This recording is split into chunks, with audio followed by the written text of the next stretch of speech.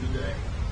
And it's an argument that was given voice by Mitch McConnell, the Senate Republican leader, not long. All right, I got the said gist. there's no question. Yeah, I got the that gist. President Trump is practically Yes. and morally responsible for provoking the events of the day. He doesn't say that anymore. So let me just tell you that I heard and I watched.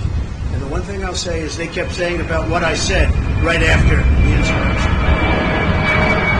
Because I think it was an insurrection caused by Nancy Pelosi. This was an insurrection, if it was an insurrection, which there were no guns, there were no anything except for the fact that they shot Ashley Babbitt. Somebody from the police force shot Ashley Babbitt. So unnecessary, so sad, so horrible.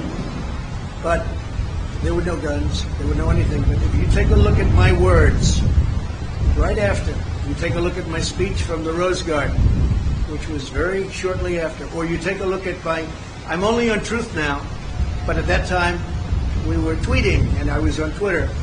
If you take a look at those 5 or 6 tweets, you'll see very beautiful, very heartwarming statements. Go home, the police are doing their job, etc., etc. Beautiful statements. If you see my statement made in the Rose Garden, I think you have to watch that, because today they said the words of Trump. Now, if you take a look at the words of Democrats over the last period of time, look at Schumer's statement about the Supreme Court on the steps of the Supreme Court. He sounded like a mob boss.